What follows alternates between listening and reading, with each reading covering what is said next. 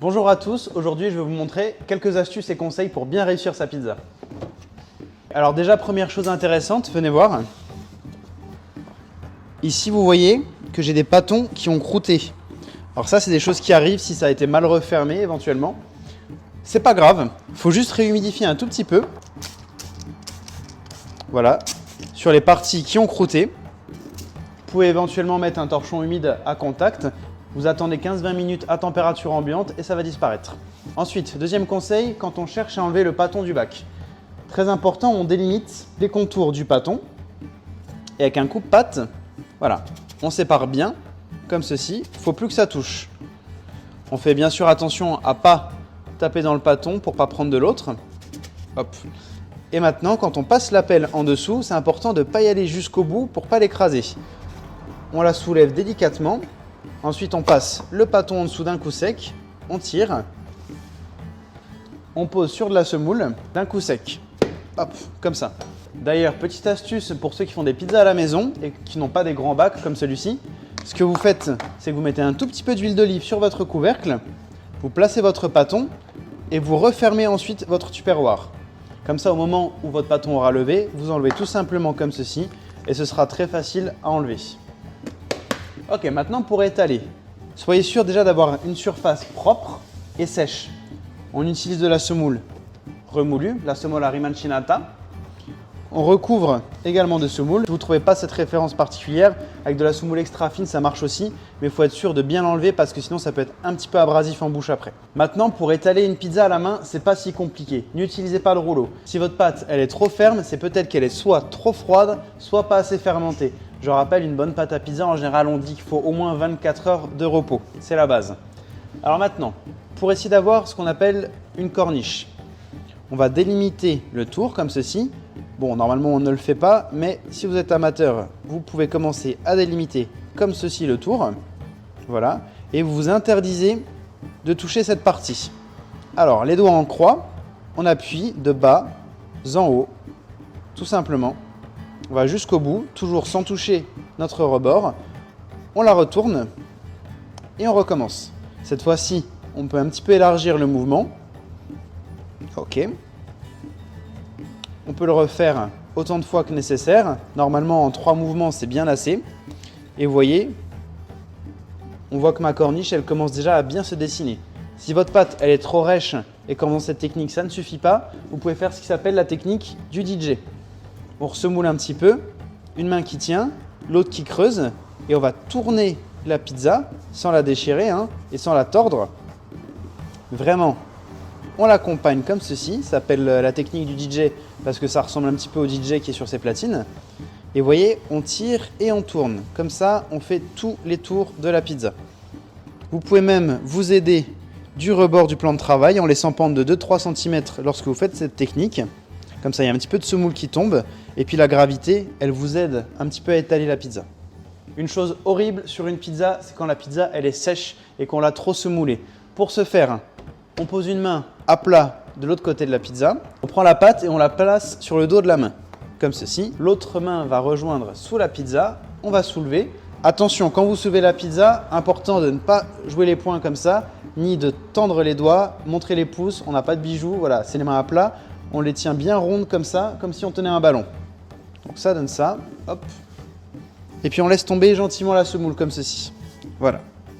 Tout simplement, on s'assure que le poste est immaculé, hop. Et on repose la pizza dessus. S'il y a un tout petit peu de semoule sur le poste, c'est pas bien grave et c'est juste qu'il n'y en ait pas trop. Maintenant, la sauce tomate. On essaye de pas trop en mettre. C'est une erreur qu'on voit souvent quand il y a trop de sauce. Et on essaie de l'étaler en une seule fois en faisant un mouvement régulier. On appuie un tout petit peu au centre et puis on tourne en spirale, tout simplement. On essaie de pas non plus aller jusqu'au bord complètement, parce qu'on va avoir besoin un petit peu de manipuler et de toucher les bords.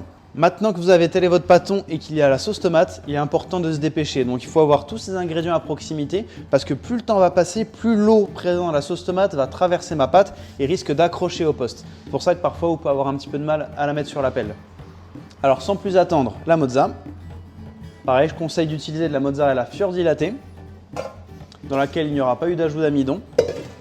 Un petit peu de basilic frais, Donc ça, vous pouvez le mettre avant cuisson si vous avez un four qui va à haute température. Un petit filet d'huile d'olive. Et maintenant, une petite astuce, si vous cuisez vos pizzas à la maison, ne faites pas ce que je viens de faire. Pré-cuisez d'abord la base, donc la pâte, la tomate, pendant 6 minutes sur une plaque réfractaire avec la température de votre four au maximum. Ensuite, vous sortez du four, vous rajoutez le reste, éventuellement encore un petit peu de sauce, votre fromage, votre jambon, vos champignons, ce que vous voulez. Et là, vous finissez la cuisson pendant à peu près le double de temps. Maintenant, je vais m'ajouter une petite difficulté. Je vais faire comme si j'avais fait un trou dans la pizza, regardez. Un petit coup fait avec la louche, ça peut arriver. Vous voyez, j'ai un trou qui s'est formé ici. Là, ma tomate, elle va commencer à coller autour de la pâte. Et ça va être impossible pour moi de la mettre sur la pelle. Alors, ce qu'on fait, c'est la petite technique du basilic qu'on va mettre sous la pâte.